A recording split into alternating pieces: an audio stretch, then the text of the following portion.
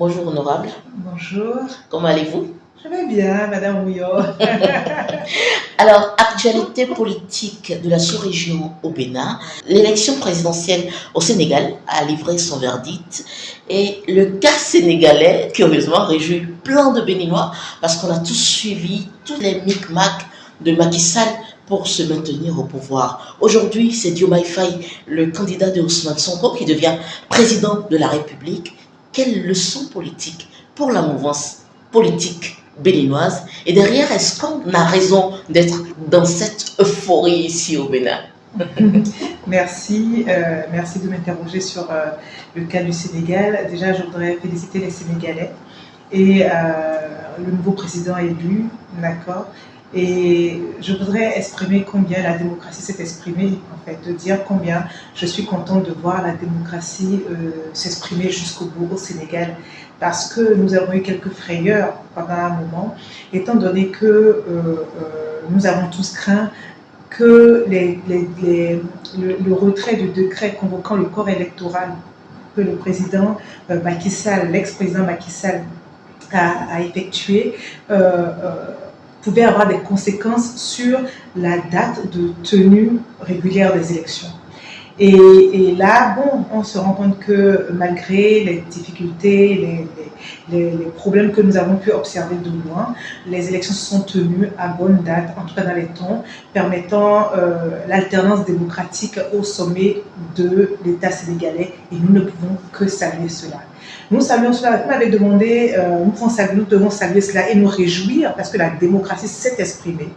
Et vous avez demandé si la classe politique béninoise devait en tirer une leçon.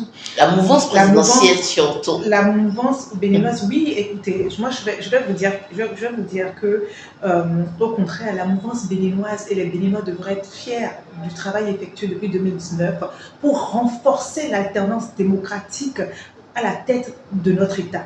Au Bénin, en fait, ce qui s'est passé au Sénégal ne se passera jamais, en tout cas plus jamais, tout simplement parce que, pour plusieurs raisons.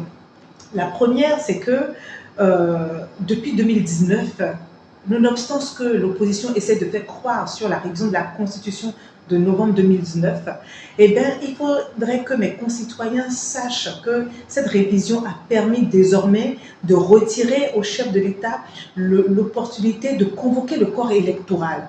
Donc, vous avez observé, en fait, c'est passé comme une lettre à la poste. Les Béninois n'ont plus eu à vivre cette interrogation du « le président va convoquer le corps électoral » et ne se sont même pas rendus compte que c'est une avancée notable. Et je voudrais qu'on commence par saluer cela et se rendre compte, s'approprier combien la révision de la Constitution de 2019 a changé le destin de notre peuple et a renforcé la démocratie au sein de notre peuple. Par ailleurs, le deuxième élément qui permet de renforcer cela est ce que nous avons inscrit dans la Constitution qui dit que nul ne peut faire plus de 2 mandats de sa vie. C'est-à-dire qu'au Bénin, la démocratie, l'alternance au sommet de l'État, qui est l'expression majeure de la démocratie, s'exprimera toujours, tout simplement parce que le constituant a jugé nécessaire de renforcer cet alinéa-là et que, quelles que soient les révisions de constitution que nous allons opérer désormais chez nous, cet acquis et ces acquis soient préservés. Ce principal acquis d'alternance démocratique de 2 mandats maximum à la tête de notre pays soit préservé. Donc, nous avons tellement de raisons de nous réjouir parce que pour nous, nous qui avons pris des mesures fortes, qui ont été critiquées, vilipendées, insultées, des mesures fortes pour renforcer l'alternance démocratique, aujourd'hui, nous sommes voir que le peuple béninois, que le peuple de la sous-région, que le monde entier se réjouit de voir cette alternance démocratique au sommet de l'État béninois se faire, eh bien, pour nous, ça nous renforce dans le sens que nous avons bien travaillé. Mais est-ce que vous n'occultez pas un peu le fait que cette alternance démocratique n'aurait pas été ce qu'elle est si le peuple sénégalais, si la classe politique opposée au régime de Macky Sall ne s'était pas levé comme un seul homme. Et donc, du coup, je me dis, oui, il faut se réjouir, mais derrière, il faut aussi regarder chez nous si on laisse s'exprimer les différentes factions du peuple. Alors, la classe politique se réclamant de l'opposition au Sénégal s'est exprimée. La classe politique se réclamant de l'opposition au Bénin s'exprime. On l'entend d'ailleurs plus que les acteurs de la mouvance. Ils occupent tous les plateaux télé. Vous les recevez tout le temps. Madame Mouillon, je reçois vos vidéos comme d'autres de vos abonnés. Et on ne peut pas dire qu'elle ne s'exprime pas. Mais tout dépend de ce qu'elle réclame. Aujourd'hui, je voudrais que mes concitoyens posent une question à la classe politique béninoise. Est-ce que l'alternance démocratique au sommet de l'État béninois est préservée et renforcée? Oui ou non? Qui nous dit ça? Je voudrais rappeler que ceux qui animent la classe se réclamant de l'opposition au Bénin sont ceux-là qui ont voulu violer la Constitution en essayant d'imposer ou en nous faisant dire que 39 plus 1 égale à 40 ans ici pour imposer un candidat à la tête de l'une de nos institutions et nous emmener dans des dérives. Et c'est parce que nous sommes opposés à cela, parce qu'il y a dans cette période-là, que nous avons eu l'opportunité de préserver, renforcer, nous avons compris l'urgence de renforcer ces acquis démocratiques. En réalité, les événements passés pendant les 10 dernières années, de 2006 à 2016, ont permis à la classe politique, se réclamant, étant de la mouvance aujourd'hui, de comprendre que ce soit au Bénin, que ce soit dans la sous-région, l'alternance démocratique au sommet de l'État, chaque fois que l'élection approche est une source de stress pour la population et pour la classe politique. Et comment régler cela? En fait, nous avons fait le job. Nous avons pris les mesures nécessaires pour rassurer le Béninois, le peuple béninois tout entier, pour lui dire que chez nous, ici au Bénin, d'ailleurs, désormais, on ne convoque plus les élections quand on veut, non. La Constitution donne le droit à la Sénat de pouvoir mettre en œuvre l'organisation de la Constitution sans prendre sans attendre que le chef de l'État, le président, le chef de l'exécutif lui en donne l'autorisation ou pas. Donc ça, nous irons aux élections, quelle que soit la part d'État. La Constitution béninoise aujourd'hui a inscrit les dates de tenue des élections. C'est un troisième point que je n'ai pas rappelé. La date de tenue des élections au Bénin est désormais inscrite dans les élections. C'est-à-dire que aujourd'hui, tous les Béninois peuvent, en s'asseyant, en prenant leur constitution, dire on aura élection présidentielle, telle date, telle année, telle date, précisément. Ça veut dire que le peuple a réglé cette question-là. C'est des acquis. Ce sont des acquis très forts qu'il faut rappeler. Et je voudrais que le peuple béninois demande à l'opposition béninoise qu'est-ce qu'elle a contre ces acquis-là. Parce que on devrait... moi, je suis même plutôt inquiète de les voir dans une posture de critique. Du Sénégal au Togo, le Togo qui passe sans régime parlementaire, quel est selon vous le sens de ce changement? Est-ce que finalement, pour le président Faure Gnassingbé, c'est tout pour s'éterniser au pouvoir? Alors moi, je ne suis pas du tout dans ce calcul-là. D'abord, je ne suis pas dans ces interrogations-là. Parce qu'il ne m'appartient pas de dire ce qui se passe dans la tête du président Faure Gnassingbé ou dans la tête des élus du Togo ou dans la tête du peuple togolais.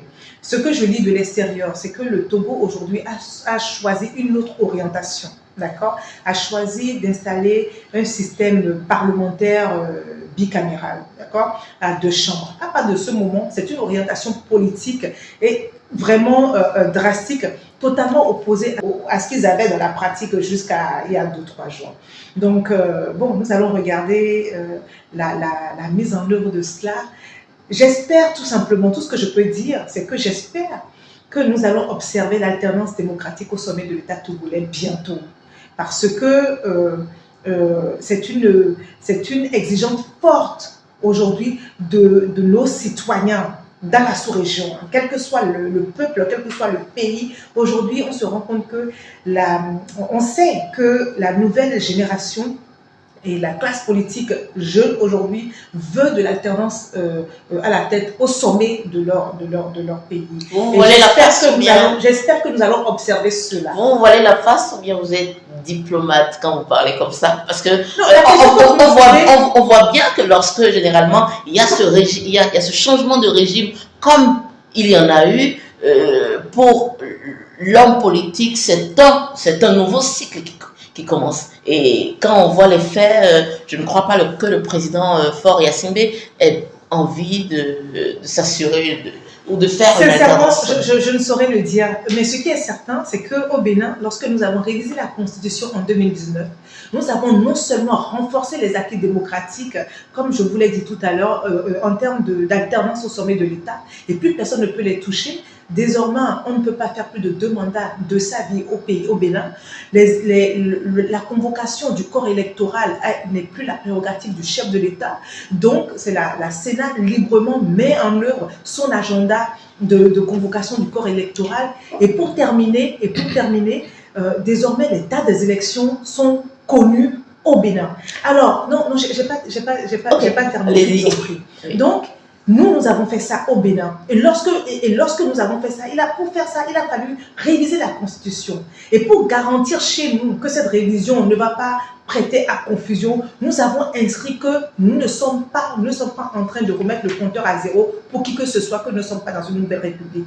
Alors, si les choses choisissent de faire autrement, voilà, moi, je ne peux, la seule chose que je peux dire, c'est observer combien la démocratie est forte au Bénin, combien les acteurs de la mouvance depuis 2019, depuis la 8e législature, depuis même la 7e législature, ont pris les responsabilités fortes pour ancrer la démocratie dans les pratiques au Bénin. Nous allons continuer à donner des leçons à la sous-région, je vous assure. Alors, puisqu'on parle déjà du Bénin, le code électoral, on sait, madame, de long en large étendu sur les innovations contenues dans les modifications apportées, à travers moult interviews, moult interventions télévisées et tout. Mais, docteur Fagla, la classe politique opposée au régime de M. Patrice Talon parle d'exclusion à tous égards. On appelle même ce nouveau code électoral le code de l'exclusion. Cette classe politique, l'opposition, clame de toutes ses forces que le code électoral sera relu avant 2026. Est-ce que pour la cohésion sociale, on peut espérer que le code électoral sera relu pour plus de facilité ou plus de consensus au sein de la classe politique? Alors, qu'est-ce qu'on appelle cohésion sociale? Je voudrais rappeler à l'opposition béninoise, aux acteurs de l'opposition béninoise et aussi à nos concitoyens que désormais, c'est à travers leurs cotisations que les partis politiques ont le financement nécessaire pour animer le débat, n'est-ce pas? Le débat public. Et que la classe politique de l'opposition aujourd'hui bénéficie de ces avantages-là octroyés par le peuple à travers la 8e législature, n'est-ce pas? Et rappelez que dans l'histoire, cette classe politique nous a habitués à ne pas vouloir respecter les textes et à jouer le rôle de pyromane, pompier, pyromane, pompier. Je ne dis pas pompier, pyromane, hein. Je dis pyromane d'abord, pompier, pyromane et pyromane, pyromane, pyromane. En 2019, cette même classe politique, certains de ces acteurs ont refusé de se conformer aux tests, d'accord, issus de la 7e législature pour constituer les grands partis politiques. Et les partis qui ont réussi à le faire ont été aux élections, ont gagné les élections. Et cette classe a essayé de mettre ce pays à feu et à sang, à armer des jeunes pour aller contester. Pour au final se conformer, n'est-ce pas, après 2020, vers 2021, aller aux élections et nous montrer qu'ils ont été capables de lever 28 députés. Ce que je voudrais que le peuple béninois leur rappelle, c'est que lorsqu'ils se sont enfin décidés à se conformer aux tests de la 7e législature, à la charte des partis politiques, ils ont obtenu 28 députés aujourd'hui et ils sont même financés par le truchement de nos cotisations pour animer le débat public. Qu'est-ce qu'on leur demande? Ils parlent d'exclusion. La première chose qu'on leur demande, au lieu de recommencer ce qu'ils ont fait il y a quelques années, c'est de se mettre sur le terrain, d'armer leurs militants pour conquérir la voix des Béninois. Et dire aux Béninois leur dire d'abord à cette classe de l'opposition que les Béninois ont le droit d'être exigeants à partir du moment où c'est eux qui financent aujourd'hui l'animation du débat public, que c'est eux qui financent les partis politiques que nous sommes. Je devrais dire au peuple béninois que c'est à lui-même de rappeler aux différents partis que désormais, pour ce que le code électoral dit, c'est ça même l'inclusion, c'est ça même la cohésion sociale. C'est que pour dire que vous êtes parti politique aujourd'hui au Bénin, pour dire que vous allez bénéficier du financement public, c'est que le peuple vous a sanctionné de façon positive aux différentes élections afin que vous puissiez et vous donne droit à avoir des élus aux élections communales et aux élections législatives. Si vous avez ça, si vous réussissez à avoir ça, à convaincre suffisamment de Béninois pour avoir ça, vous pouvez dire que vous êtes digne de ce peuple et vous avez accès au financement public. Et qu'est-ce qu'on dit? Que pour dire que vous êtes représentatif du peuple, qu'il faut seulement, si vous prenez 10 Béninois, que vous leur apportez votre parole, que 2 sur les 10 lèvent la main et disent que nous vous donnons une légitimité pour aller nous représenter, pour parler à notre nom. Et à partir de ce moment, nous vous octroyons le financement nécessaire pour pouvoir faire le boulot. Qu'est-ce qu'il y a de mal à ça? Et je trouve même que c'est gênant, c'est honteux que l'opposition rentre dans ce schéma-là tout de suite. Tu n'es pas responsable. Et on n'a même pas encore été aux élections. Les élections sont dans 2 ans.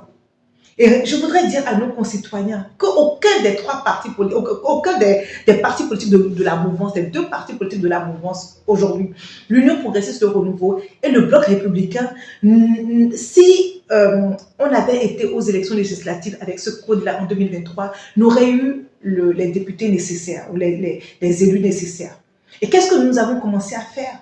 Nous avons commencé à aller sur le terrain directement pour convaincre davantage de Béninois. Ce code veut dire quoi? Que, en réalité, nous serons obligés de prendre en compte toutes les catégories socio-professionnelles de ce pays, toutes les couches de notre pays, que ce soit les femmes, que ce soit les enseignants, que ce soit les jeunes, que ce soit les plus âgés, que ce soit les artisans. Nous ne pouvons laisser aucune catégorie en marge. Nous devons aller convaincre tout le monde. Nous devons obtenir l'adhésion à notre projet de société de 2 Béninois sur 10 par circonscription. Ça, c'est cela. S'il s'agit de d'exclusion par rapport aux élections législatives et communales qui vont arriver. Ils ne sont pas exclus. Tous les partis politiques iront aux élections. Régulièrement enregistrés iront aux élections. Mais les élections, c'est une compétition. On veut tous se dire au peuple béninois combien nous sommes les plus légitimes pour les représenter, combien nous sommes les plus dignes de leur confiance. Et donc pour leur montrer que nous sommes, pour que le peuple béninois nous démontre que nous sommes dignes de sa confiance, il faut que sur 10, 2 nous donnent son avis favorable. Ce n'est pas beaucoup. Et j'espère d'ailleurs que les prochaines générations seront davantage exigeants, demanderont plus aux partis politiques en termes de taux de suffrage exprimé avant de pouvoir dire qu'on les représente. Voilà, Madame Houillon. On a remarqué qu'il n'y a pas eu de disposition favorisant, au niveau du code électoral modifié, qu'il n'y a pas eu de disposition favorisant la femme, ou bien, ou pour mieux dire, améliorer la représentativité de la femme au Parlement. Est-ce que, vous n'aimez pas quand je le dis de cette façon, est-ce que c'est un premier échec pour les femmes représentées en grand nombre aujourd'hui au Parlement, à l'Assemblée nationale?